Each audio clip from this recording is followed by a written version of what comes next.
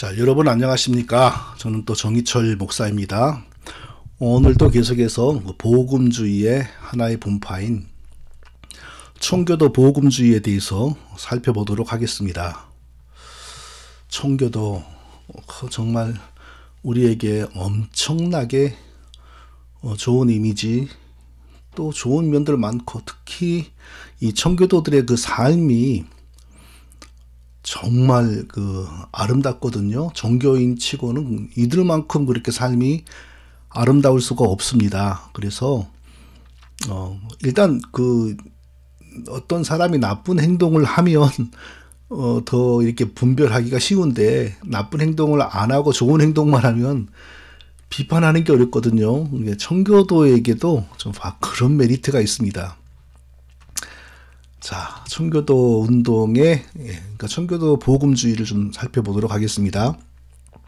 자, 복음주의의 계파들을 다시 제가 요약해 보겠습니다. 복음주의가 언제부터 시작이 되었냐? 사도들로부터 시작이 되었죠. 그런데 이제 천주교로 말미암아 복음이 왜곡되었고, 다시 천주교로부터 복음을 되찾기 시작하면서 우리가 이제 복음주의가 시작이 되었다. 그렇게 이해하는 게 틀리지 않습니다. 그러니까 당연히 루터파 복음주의가 있고 칼빈파 복음주의가 있고, 칼빈파 복음주의를 우리는 개혁신학, 개혁교회, 개혁파, 그리고 장로교회, 개혁교회, 이제 우리가 이렇게 부르잖아요.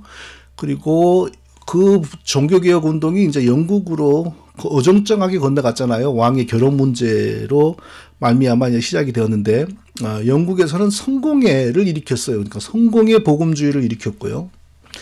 자, 이 영국 성공의 복음주의로 말미암아 반작용으로 탄생한 게 바로 영국의 청교도 복음주의죠. 영국의 청교도 복음주의는 그러니까 유럽이나 독일이나 화란 이런 데서 순수한 종교 개혁으로 이렇게 시작한 게 아니고, 영국의 청교도 복음주의가 먼저 시작이 되니까. 그런데 이 성공의 복음주의가 이건 천주교도 아니고 칼빈식의 개혁 개신교도 아니고 어정쩡한 요소들이 이제 너무 많으니까, 칼빈의 신학의 맛을 본 영국의 개혁자들이 성공회를 칼빈의 교회처럼 또 루터의 교회처럼 바꿔야 한다, 이런 주장을 한 거죠. 그게 바로 청교도 운동이고, 그게 바로 청교도 복음주의입니다. 자, 그런데 청교도들은 그러면 어떤 교회를 설립했는가?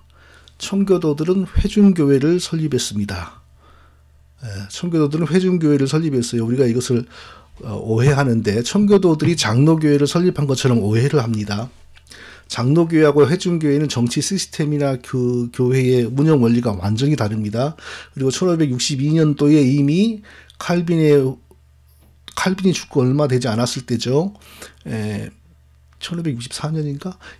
칼빈의 후배 개혁교회 목회자들이 프랑스에서 이 회중교회 이론이 등장할 때 바로 회중교회를 이단으로 정죄하고 모든 책을 다 불태웠던 적도 있습니다. 그러니까 이 청교도들이 미국에 와가지고도 장로교회를 만든 게 아니고 회중교회를 만들었습니다.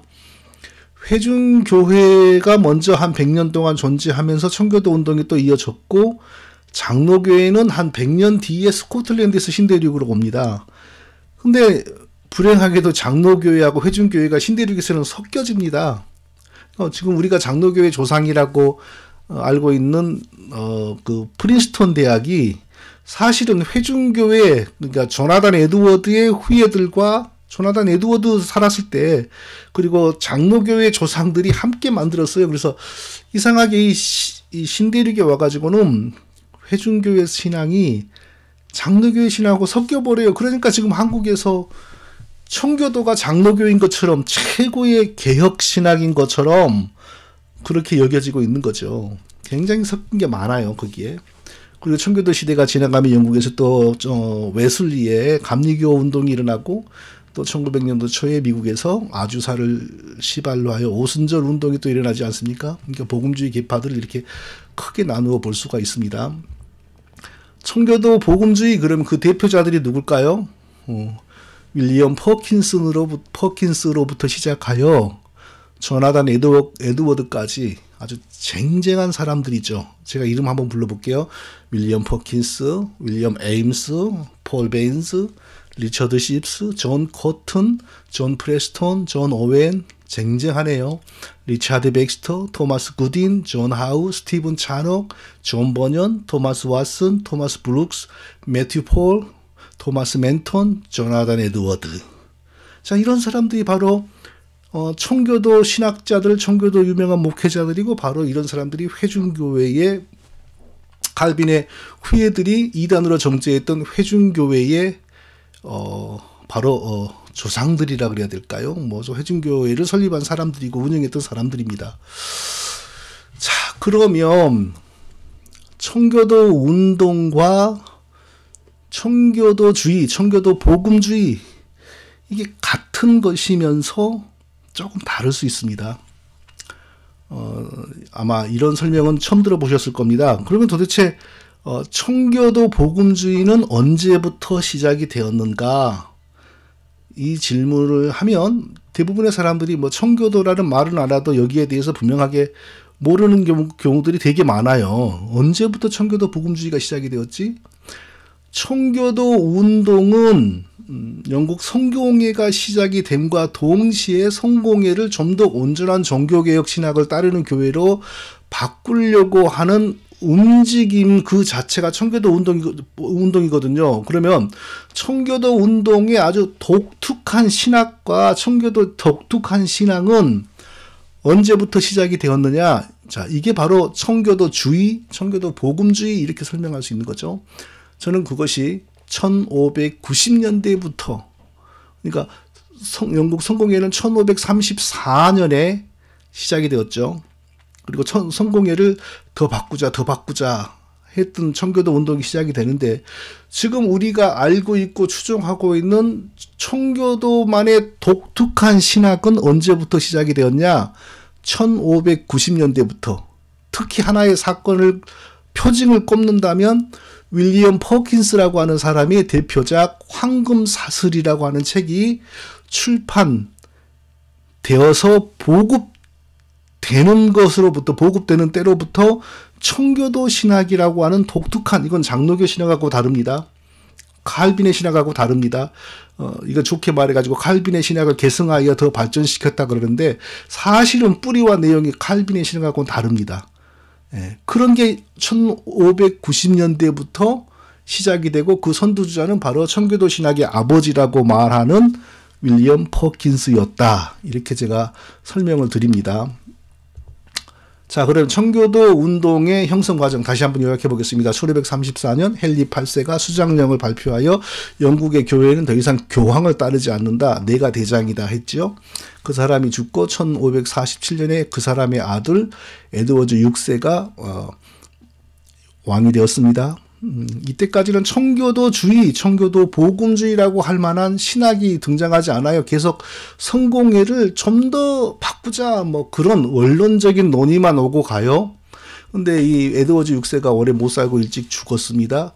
그리고 그 다음에 헨리 8세의 또 다른 딸 메리 왕이라고 하는 핍박자가 등장했는데 이 사람은 다시 영국 성공회를 천주교로 복귀시켜 버렸습니다. 그래서 이때 성공회 지도자들과 동시에 성공회를 좀 더 유럽의 개혁 운동처럼 바꾸려고 하는 사람들이 다 핍박을 받아서 300명, 400명이 화형을 당하고 800명, 1000명은 독일로 스위스로 망명을 갔죠. 독일로 스위스로 망명을 가서 칼빈에게 배우고 루터에게 배워서 나중에 들어오게 되니까 청교도 운동에 불이 붙는 거죠. 예, 청교도 운동에.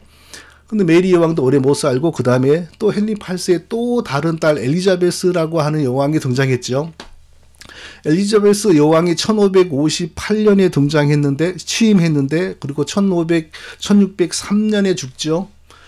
굉장히 오래 왕을 했어요. 근데 그 사람이 다스렸던 1580년대까지를 제가 엘리자베스 전기라고 표현을 하고 1590년대부터를 엘리자베스 후기라고 표현하는데 왜 이러냐면 1580년대까지의 청교도 운동과 1590년대 이후의 청교도 운동은 완전히 결이 다릅니다. 바로 1590년대부터 지금 우리가 알고 있는 청교도들의 신학이라고 하는 것이 형성이 되어서 발전되기를 시작한 것입니다.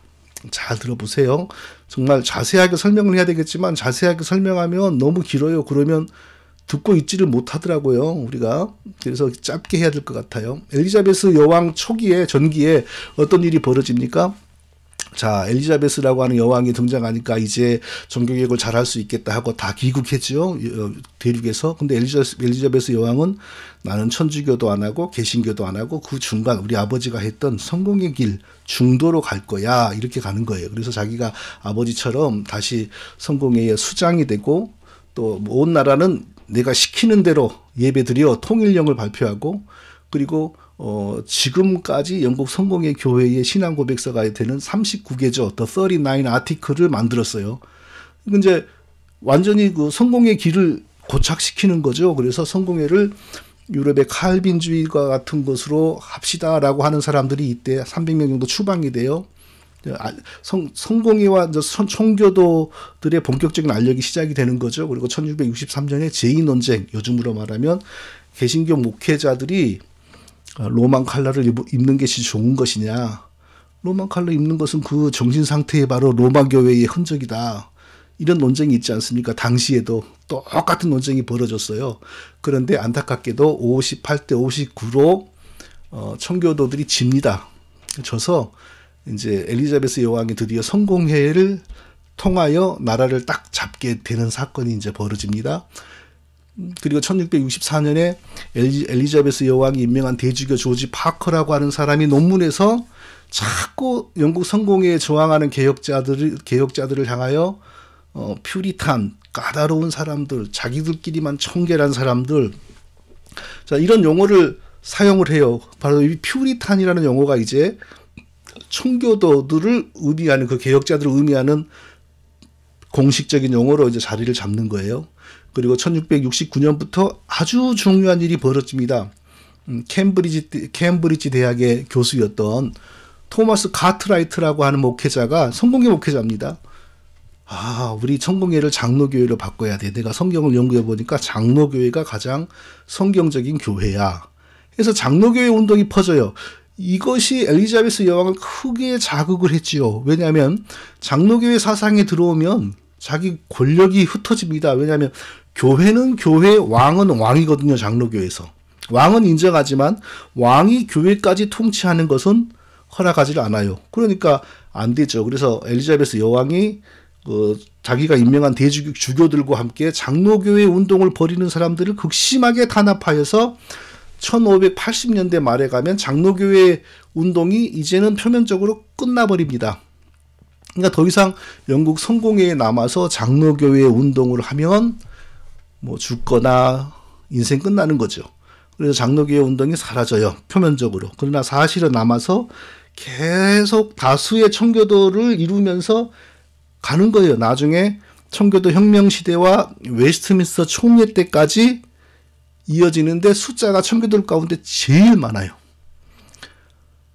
그리고 어떤 사람들은 이제 영국 국교회를 완전히 버리고 떠나서 완전히 새로운 교회를 설립하기를 시작을 해요.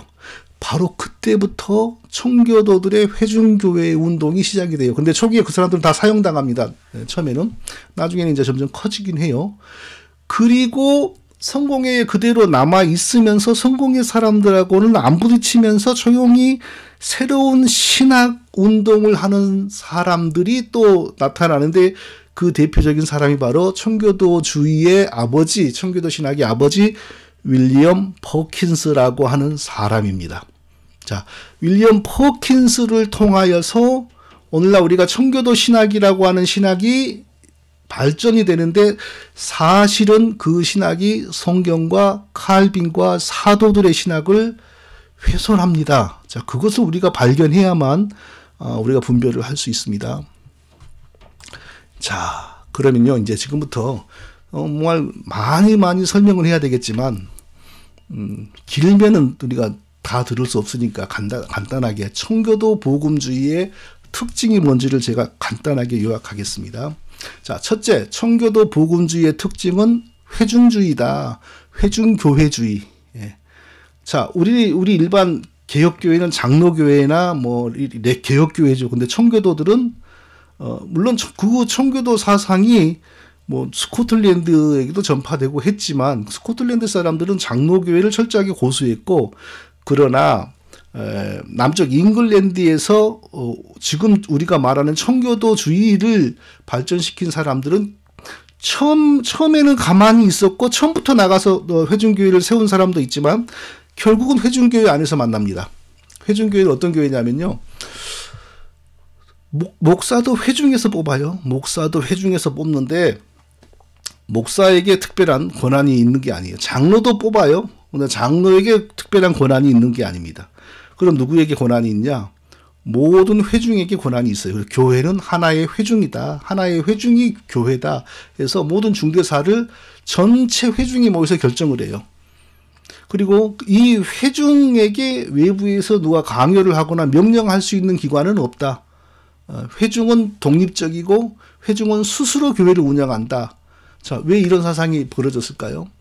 영국 국교회 치하에서는요, 주교들이 하는 대로 따라하기만 하고 성직자들 중에서도 높은 성직자들이 낮은 성직자들을 지배하고, 그러니까 자율성, 능동성이 없어요. 그냥 시키는 대로만 하면 돼요. 그러니까 그런데 거기에 반발하다가 보니까 각 사람이 교회를 주도해야 한다, 이제 이런 것이 등장한 거죠. 이렇게 회중주의가 등장해요. 신대륙의 청교도들의 교회는 다 회중주의였어요. 그런데 중요한 사실은 아까 제가 말한 것처럼 1562년 프랑스 개혁교회가 이미 이 회중주의를 이단으로 판정하고 관련된 서적과 주동자들을 다 불태우고 추방시켰다는 거예요. 왜 그럴까요? 성경에 보면은 교회를 다스리는 장로를 세우지 않습니까? 특히 신앙을 잘 이해하고 인격적으로 성숙한 사람을 장로로 세워서 교회를 다스리게 해요. 성경은 그러지 않습니까? 근데 이 청교도들의 회중주의 회중교회는 장로나 목사가 있기는 있지만 다만 설교하는 기능만 있을 뿐이고 교회를 다스리는 능력에 있어서는 일반 회중들하고 똑같아요. 그러니까 나중에 에드워드를 쫓아낼 때 에드워드가 28년간 그 교회에서 목회를 했음에도 불구하고 쫓겨나는데 어떻게 쫓겨나냐면요, 회중들에게 결정 권한이 있으니까 회중들이 투표를 해요. 근데 거의 정확한 숫자가 생각이 나는데 90% 내지 85%가 반대표를 던져요. 그러니까 그래서 에드워드가 축출되는 거예요. 그 교회에서. 회중교회가 그런 교회였어요. 그러니까 청교도들이 세운 교회는 회중교회였다. 절대 장로교회가 아니었다. 그럼 장로교회는 왜 오늘날 이렇게 청교도를 좋아하는가? 미국 신대륙에서 특히 조나단 에드워드의 부흥을 전후로 하여 장로교회, 스코틀랜드에서 온 장로교회의 조상들과 회중교회의 조상들이 하나로 뭉쳐서 프린스턴 대학을 설립한 겁니다. 그 프린스턴 대학이 나중에 자유주의가 되어서 잘못되긴 했지만 우리 그 장로교회의 어떤 모체이지 않습니까? 그래서 한국에서는 의뢰의 청교도 신학이 장로교회 신학인 것으로, 왜? 미국에서 건너왔으니까요, 신앙이. 그렇게 오해를 하고 있는 것이고, 왜 회중교회 청교도 운동과 청교도 복음주의와 우리 개혁 칼빈파 복음주의가 어떤 면에서 다른지에 대해서는 거의 연구가 이루어지지 않고 있었어요. 그래서 제가 선두주자로서 청교도주의, 청교도 신학은 이렇게 칼빈의 신학과 다릅니다. 사도들의 신학과 다릅니다. 그러니까 사방천지에서 저를 나쁘다 그래요. 왜? 온 세상이 좋다고 여긴 것을 혼자서 지금 나쁘다, 잘못됐다 한다 이거죠. 자, 청교도 복음주의 또 다른 특징 두 번째, 교회 언약입니다. 교회 언약. 이것은 뭔 말이냐 하면요, 교회가 하나님께 언약을 맺는다 이 뜻이 아니고, 교회에 가입할 때 사람들이 먼저 뭘 해야 되냐? 선사합니다. 제가 교회의 신자로서 11조도 내고 예배도 잘 드리고 목사님의 가르침도 잘 받겠습니다. 라고 서약, 언약을 해야 돼요. 이걸 교회 언약이라 그래요. 왜 이런 걸 했을까요? 국교회에 대한 반발이었어요. 국교회는요, 사람이 태어나면 저절로 국교회 멤버가 돼요. 때가 되면 저절로 영 세례를 받아요. 그리고 때가 되면 저절로 뭐 구원받은 사람으로 간주가 돼요. 이러니까 아니 진짜 신앙이라고 하는 게 자기의 어떤 인격적인 결단이 있어야 되고 그런 요소가 많지 않습니까? 그러니까 이거 안 된다. 국교회하고 전혀 다른 교회를 우리가 세워야 된다. 그것은 사람이 자발적으로 하나님 앞에 헌신해야 된다. 그래서 교인이 되기 전에 언약을 해요. 신자로서 의무를 다하겠습니다. 그런데 문제는 뭐냐? 교회는 사람의 언약을 통하여 형성이 된 게 아니고 되는 것이 아니고 교회는 성령께서 자기 백성을 부르심으로 되는 거거든요. 아무리 언약을 잘한다고 해서 그 사람이 하나님 백성이란 보장이 없거든요. 언약만 하고 들어와서 난장판 피우면 어떡하겠어요? 물론 치리도 있지만 뭐 치리하기가 쉽습니까? 그러니까 하나님이 자기 백성을 불러서 교회를 세우는 것이지 사람이 인위적인 방법으로 언약하는 사람, 신앙을 고백하는 사람, 공개적으로 서약하는 사람, 그런 사람들만 추려가지고 교회를 세운다? 일면 맞는 것 같지만 거기에 따르는 부작용도 말도 못해요. 또 어떤 걸 시행했냐면요. 이게 바로 교회 언약하고 맞물리게 되는데 뭐냐 하면요. 제일 처음에 부모가 이제 부모 되는 사람들이 교회에 들어올 때는 이제 언약을 하고 왔지 않겠습니까? 근데 그 언약하고 교인이 된 사람의 자녀는 당연히 유아 세례를 받겠지요. 유아 세례를 받는데 유아 세례를 받는다고 해서 성찬식은 저절로 안 돼요. 이 사람들이 또 무슨 규칙을 세웠냐면은 성인이 되어서 회심 체험을 간증하는 사람들에게만 성찬식에 참여하게 했어요. 근데 이게 단순히 제가 예수님 믿고 구원받은 걸 확신합니다. 이런 정도가 아니에요. 이 사람들을 지배하는 신학이 바로 회심 준비론이라고 하는 건데 그 회심 준비론의 이론을 따라 나는 어떻게 그리스도가 필요한 것을 깨달았습니다. 내가 죄인이란 것을 어떻게 깨달았고 그리스도가 필요하다는 걸 어떻게 깨달았고 그리고 하나님이 내게 회심시켜주는 체험을 제가 어떻게 했습니다. 굉장히 주관적인 요소도 많지요.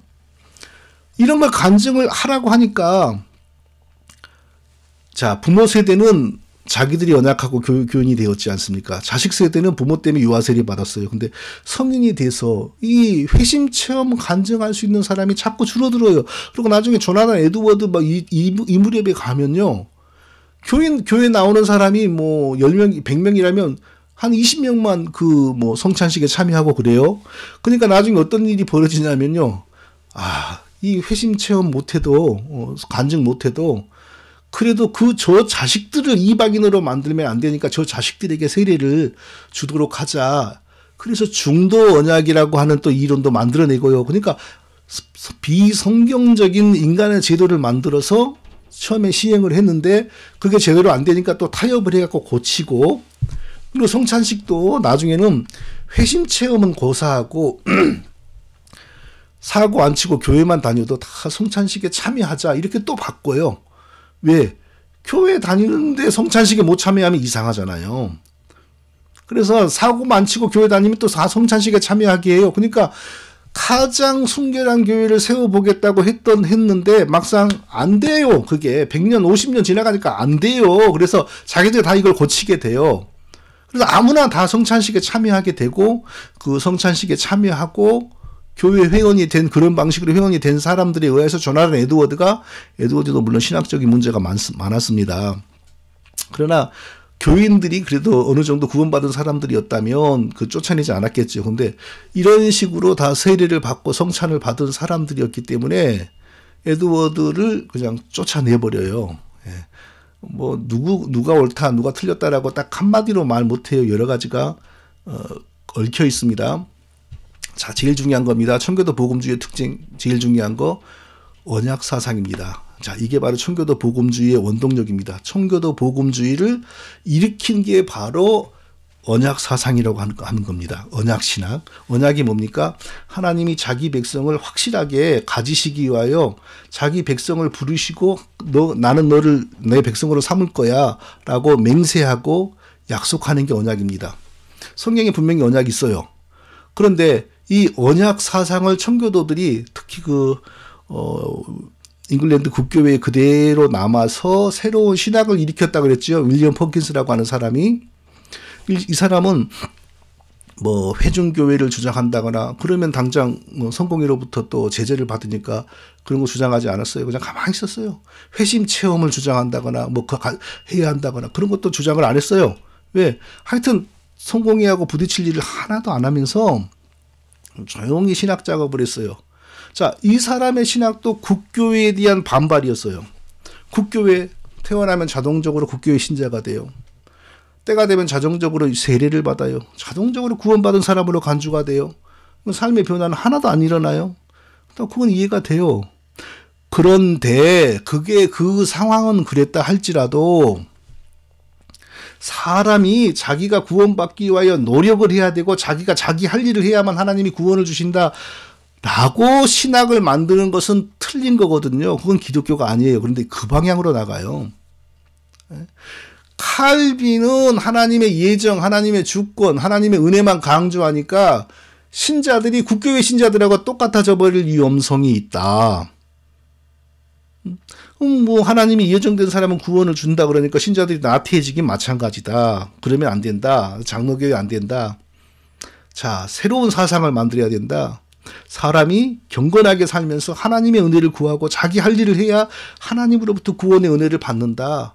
자, 하나님도 해야 할 일이 있고 내가 해야 할 일이 있다. 하나님과 인간의 쌍방관계의 언약 이런 걸 만들어요. 칼빈은 언약 신학을 자세하게 이렇게 기술하지 않았지만 칼빈은 언제나 하나님의 은혜, 하나님의 예정, 하나님의 주권입니다. 사람의 구원도 하나님의 은혜와 예정과 주권에서 벌어져요. 하나님의 은혜와 예정과 주권 속에서 우리의 구원은 영원하고 안정돼 있어요. 불안정하지 않아요.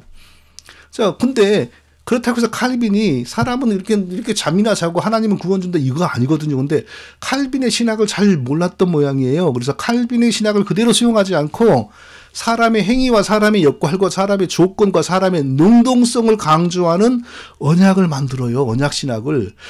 이 언약 신학이 전파되면서 청교도 복음주의, 청교도 신학이라고 하는 것이 발전하기를 시작을 하는 겁니다. 자, 언약 신학을 제가 간단하게 설명해 보겠습니다. 자, 벌써 26분이면은, 이 시간을 길게 끌지 않으려고 하는데도 이러네요. 분명히 성경의 언약은 첫 언약, 새 언약입니다. 성경이 말하는 언약은 첫 언약, 새 언약. 청교도 신학이 말하는 언약은 행위 언약, 은혜 언약. 벌써 용어가 달라요. 단순히 용어만 다르고 내용은 같으면 문제 없어요. 근데 내용도 달라요. 그래서 청교도주의를 따라가면 기독교에서 변질돼 버립니다. 왜곡돼 버려요. 심한 말로 이단의 길로 가버려요. 자, 성경의 첫 언약을 제가 읽어보겠습니다.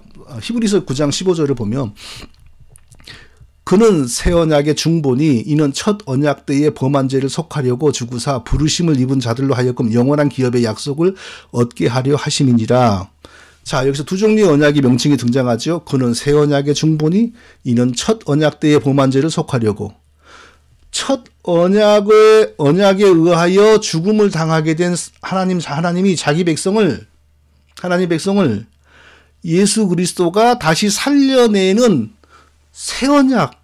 그러니까 그때 첫 언약을 아담이 파기했습니다. 근데 그 파기한 첫 언약을 복구하기 위하여 하나님이 사람이 되셔서 대신 죄값을 치르셨습니다. 그러니까 명칭은 두 개지만 사실은 하나지요. 아담이 파기한 첫 언약.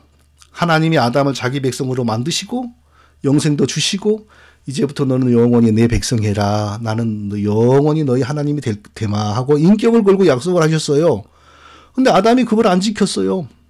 안 지킬 뿐만 아니라 하나님의 자리를 넘보았어요. 배반하고 반역했어요. 그러니까 성경은 그들은 아담처럼 언약을 어기고 거기서 나를 반역하였느니라. 그러니까 아담이 언약을 어긴 죄는 곧 반역죄였다. 성경은 이렇게 분명히 말을 해요. 반역죄를 지은 겁니다. 그러니까 반역죄를 하나님 백성으로 지어지고 영생과 모든 은혜를 받은 아담이 하나님 섬기지 않고 반역한 죄로 말미암아 영원히 죽게 되었지 않습니까? 하나님 백성이 죽어버렸어요. 그런데 하나님이 자기 백성을 다시 살리기 위하여 사람이 되셔서 그 반역죄에 대한 죄값을 십자가와 온전한 순종으로 지불하시지 않습니까? 이게 바로 성경의 언약이에요. 그러니까 첫 언약, 새 언약은 두 종류의 언약이 아니고 사실은 한 종류의 언약입니다. 첫 언약이 진짜 하나님이 맨 먼저 주신 언약인데 첫 언약을 아담이 파기하여 죽으니까 첫 언약에서 이미 자기가 아담이 영원한 하나님 되기로 하나님 인기 걸고 약속하셨으니까 하나님께서 대신 죽으시고 아담을 다시 자기 백성으로 삼는다. 그래서 성경 언약은 첫 언약, 새 언약 두 개의 명칭이지만 사실은 하나의 언약이다. 이게 성경의 첫 언약 개념입니다. 자, 청교도 신학은 첫 언약이라고 안 하고 행위 언약이라고 그래요. 벌써 명칭이 다르잖아요. 아니 기왕에 성경에 있는 말을 그대로 따라가지 왜 성경에 있는 말을 안 따라가고 전혀 생소한 행위언약이라고 했을까요? 바빙크의 말을 들어보면 바빙크 우리 개혁신학의 아버지라고 그러잖아요. 이 행위언약이 얼마나 성경을 왜곡하는 이단적인 개념인지 우리가 알 수 있어요. 하나님은 타락전에 맺어진 첫 번째 언약, 행위언약 안에서 인간에게 완전한 순종을 요구하셨고 이 명령을 완전하게 성취한 후에 비로소 하늘과 영생과 하늘의 구원을 주시리라 약속하셨습니다. 자, 완전한 순종을 요구하시고 완전한 순종을 하면 비로소 영생과 하늘의 구원을 주리라 약속하셨습니다. 이걸 뒤집어 엎으면요. 이 언약을 받기 전에 받을 때 아담의 상태는요. 영생이 없었어요. 하늘의 구원도 없었어요. 뭐예요? 그러면 단순히 육체로 지어졌고 곧 죽을 육체로 지어졌고 지금 현재 살고 있지만 오래 못 살 사람으로 지어졌다는 거 아니에요. 우리와 같은 죄인으로 지어졌다는 거 아니에요. 좀 심한 말로. 그러니까 청교도 신학은 벌써 아담의 창조에서부터 성경의 가르침을 왜곡하는 거예요. 자, 여기서 이렇게 틀어지면 원죄가 틀어지면 반드시 구원론이 틀어지고 여러 개가 틀어지죠. 이러면 뭐가 돼요? 이단이 돼요. 아담을 하나님이 자기 백성으로 지으시고 영생하는 사람으로 지으시고 하나님께 순종하고 계속 하나님 섬기기만 하면 죽지 않은 육체로 지어졌다라는 걸 부정해버리면 절대 기독교가 온전한 기독교 신앙으로 남을 수가 없는 거죠. 자, 이것을 바로 심한 말로 이단이라고 하는 건데, 근데 불행하게 이게 청교도들의 이 신앙이 청교도 혁명과 웨스트민스터 총회를 통하여 웨스트민스터 신앙 고백에도 들어와 있어요. 그래서 우리는 웨스트민스터 신앙 고백이 하나님은 높이지만 성경의 하나님은 높이지를 않지 않습니까? 왜 외민 고백이 성경보다 우리는 더 실질적으로 중요하다고 우리는 고정관념을 가지고 있으니까. 그래서 기독교가 이렇게 왜곡이 돼버린 거예요. 이렇게. 자, 이러면 이번에는 성경의 새 언약, 성경은 새 언약이라고 하고 청교도들은 은혜 언약이라고 그래요. 성경에 뭐라고 말하냐면은 나 여호와가 말하노라 보라 날이 이르리니 내가 이스라엘 집과 유다 집에 새 언약을 세우리라. 자, 첫 언약을 아담이 파기하고 아담이 죽었어요. 그러니까 하나님이 아담을 살려내기 위하여 내가 새 언약을 세우리라 예언하시지 않습니까? 새 언약은 누가 세워요? 예수님이 자기 피를 하나님께 제물로 드리고 그 피를 증거로 삼아 하나님과 우리 사이에 새 언약을 세우잖아요. 예수님이 오셔서 실제로 뭐라고 하셨어요? 저녁 먹은 후에 잔도 이와 같이 하여 가라사대 이 잔은 내 피로 세우는 새 언약이니 곧 너희를 위하여 붓는 것이라. 자기 피를 증거 삼아 우리와 하나님 사이에 새로운 언약, 아담과 하나님 사이에 파괴되어 버린 그 언약을 복구하여 우리를 완전히 하나님 백성으로 삼아주시는 그리스도의 피에 근거하는 새 언약을 세우시겠다. 자, 이게 바로 성경의 언약입니다. 자, 성경의 언약 잘 기억하십시오. 아담과의 첫 언약, 예수님을 통한 새 언약. 아담이 그 언약을 파괴하여 저주받자 예수님이 대신 저주를 받으시고 그 언약을 복구시켜 주셨습니다. 그게 새 언약이죠. 성경은 하나의 언약이에요. 한 내용이 같아요. 하나는 아담이 파괴하니까 예수님이 대신 죽고 다시 새로운 언약. 같은 언약이에요. 같은. 자, 그런데 청교도들의 제가 여기서 청교도들의 은혜 언약을 빼버렸네요. 청교도들은 새 언약이라고 안 하고 그 자리에 은혜 언약을 넣었어요. 그래서 어떻게 했냐면요. 예수님이 아담 대신에 아담이 지키지 못한 율법을 다 지켜서 의로움을 얻으시고 그리고 아담이 하나님께 반역한 죄를 십자가에 달려 피로 속죄하시고 그러니까 율법을 지켜서 천국에 들어갈 자격을 만드시고 십자가에 달려서 아담이 받을 저주를 대신 받으시고 그래서 우리는 아무 공로가 없지만 예수님만 믿으면 그 공로를 우리에게 적용해 준다. 그럴싸하잖아요. 은혜 언약이. 근데 뭐가 문제지요? 예수님을 왜곡하잖아요. 예수님은 성경 어디에도 지상에 오셔서 무슨 행동을 하여 의를 얻으신다고 성경에 안 나와요. 의로우신 분, 죄 없으신 분, 하나님의 인격을 가진 사람, 간음의 욕구도 없으시고 살인의 의지도 없으시고 탐심도 없으시고 하나님의 인격을 가진 거룩하고 흠없는 사람으로 오시어서 완전히 의로운 분으로 오시어서 자신을 우리의 죄값으로 하나님께 드리신 것이지 그분이 와서 율법을 지켜서 의로움을 얻어서 율법을 지킨다고 해서 누가 의로움을 얻을 수 있다는 말은 성경에 하나도 없습니다. 이렇게 기독교를 왜곡하는 거예요. 자, 기독교의 내용이 왜곡이 되면 구원이 있어요, 없어요? 심하게 왜곡되면 없고 조금 왜곡되면 있겠지요. 그러나 이게 심한 왜곡인지 조금 왜곡인지 여러분들이 한번 생각을 해보세요. 하나님은 우리를 아담의 첫 언약 파기죄에서 건져내기 위하여 친히 하나님의 인격을 가진 죄 없고 흠없는 사람으로 오시어서 아담의 죄값으로 자기를 제물로 드리셨어요. 언제 하나님이 내가 지상에 가서 아담이 지키지 못한 율법을 대신 지켜야 해.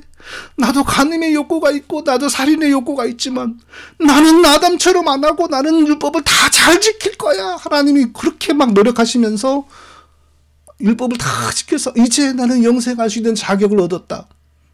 이러신 적이 없지 않습니까? 완전히 기독교가 청교도로 말미암아 왜곡이 되는 거예요. 그러니까 청교도 신학자들이 실제로 벌어졌어요. 뭐냐, 예수님은 자기의 영생의 권리를 얻기 위하여 율법을 지켰다. 지금 합신의 교수님이 그런 걸 가리키고 거기 목회자들도 가리키고 그래서 저하고 논쟁이 붙었지 않습니까? 제가 그걸 지적하니까 오히려 나를 조사해 버려요. 그래서 우리 저희 교단에서는 그분들을 지금 이단 정죄하려고 지금 준비 중이에요. 예수님이 율법을 지켜가지고 자기 구원을 얻어요. 자기 영생의 자격을 얻어요. 그리고 그걸 우리에게 물려줘요. 그건 기독교가 아니잖아요. 자, 요약하겠습니다. 청교도 복음주의의 특징. 첫째, 율법주의. 아담이 구원받지 못하고 구원받아야 할 사람으로 태어났다. 그런데 그 조건은 뭐냐? 율법을 잘 지키는 것이었다. 자, 율법을 잘 지킴으로 구원받는다? 이게 뭐죠? 율법주의입니까? 율법주의 아닌가요? 구원 얻기 위하여 율법을 지켜야 하고 얻은 구원을 지키기 위해서도 율법을 지켜야 하고 이게 율법주의입니다. 하나님의 은혜로 구원받는 것 외에 하나라도 사람의 율법 준수나 성화가 들어가면 구원에 있어서 율법주의입니다. 청교도 복음주의의 특징은 율법주의입니다. 두 번째, 아담이 지키지 못한 율법을 그리스도가 대신 지켜야 한다라는 희한한 교리가 등장할 수밖에 없어요. 왜냐하면 아담이 그리 못해서 저주받았으니까 그리스도가 우리를 구원하려면 당연히 아담이 못한 걸 해야 돼요. 아담이 못한 율법을 다 지켜서 그리스도 자신이 영생을 얻고 그걸 우리에게 물려준다. 아주 그럴싸하지만 성경하고는 아무 상관이 없는 잘못된 가르침이잖아요. 그리고 또 하나, 회심준비로 목회입니다. 자, 아담이 율법을 지키지 못하여 저주를 받았어요. 그런데 예수님이 율법을 다 지키고 십자가에서도 죽어서 우리 죄를 사하고 의로움도 율법을 통하여 만들어서 우리에게 전가해 주셨어요. 그런데 회심준비로는 목회는 뭐냐? 달랑 복음 전하여 예수 믿으면 구원이 되는다. 이게 아니고 너가 먼저 아담의 상태로 들어가야 돼. 행위언약으로 들어가야 돼. 행위언약을 경험해야 돼. 행위언약 안에서 저주를 내가 느껴야 돼. 그러면서 율법을 막 전해요. 율법을 전하면은 세뇌를 시켜요. 죄를 깨닫는다. 그건 스스로의 세뇌죠. 율법 전한다고 죄가 깨달아져요? 안 되죠. 율법을 전하여서 막 죄를 깨닫게 만들고 나는 내 힘으로 구원받을 수 없는 존재구나 깨닫고 난 다음에 사람이 스스로 율법을 다 지켜주신 예수님, 그리고 십자가에서 짊어지시고 죄를 짊어지고 죽으셔서 내 죄를 사하여 주신 예수님을 내가 필요하구나, 예수님이 나에게 필요하구나 깨달아야 돼요. 구원받기 전에 깨닫고 하나님 나에게 예수님의 피의 능력을, 예수님의 율법 준수의 공로를 저에게 적용해 주세요. 그렇게 이제 자기가 다 깨닫고 나서 하나님께 요청을 해야 돼요. 근데 요청한다고 하나님이 달랑 주는 건 아니죠. 하나님 언제 줄 줄을 몰라요. 한 달 후에 줄지 10년 후에 줄지 몰라요. 그러니까 교회 다니면서 구원받지 못한 상태에서, 그러나 이미 자기가 죄인이라는 걸 깨닫고 구원이 필요하다는 걸 다 깨달은 상태에서 계속 하나님 구원을 주세요. 율법 지키면서 구원을 주세요. 회개하면서 구원을 주세요. 성경 공부하면서 구원을 주세요. 라고 기다리고 있는 거예요. 이게 바로 청교도의 회심 준비로 목회입니다. 이런 걸 보고 무슨 목회라 그러죠? 이단 목회라 그러죠. 사람이 구원받기 전에, 중생하기 전에 구원이 필요하다는 걸 어떻게 깨달아요? 죽은 사람이 어떻게 깨달아요? 어떻게 죄를 회개해요? 어떻게 예배를 드려요? 어떻게 기도를 해요? 희한한 영혼 가지고 장난치는 거예요. 예? 어떤 면에서는 천주교하고 되게 유사해요. 천주교에서 초기 도움의 은총을 하나님이 주시면 모든 사람에게 그게 공통적으로 와요. 근데 어떤 사람은 자기가 그 은총 안에서 구원과는 상관없어요. 내가 죄인이구나. 내가 그리스도를 믿어야지 구원받는구나 라고 자기가 알고 그리스도를 믿기를 결정해요. 그거하고 회심 준비를 하고 너무 유사하지 않습니까? 용어들이 다를 뿐이지. 그래서 청교도 복음주의는요, 절대 개혁신학이라고 하면 안 됩니다. 절대 개혁신학 아닙니다. 이건 종교개혁 이후에 등장한 복음주의 가운데 하나인데, 성경과 사도들의 가르침과 칼빈의 가르침을 많이 훼손하는 위험한 요소가 많은 것이 바로 청교도 복음주의입니다. 자, 이 점을 잘 분별하는 저와 우리 모두가 다 되시길 바랍니다. 다음에 또 좋은 강의로 뵙도록 하겠습니다. 감사합니다.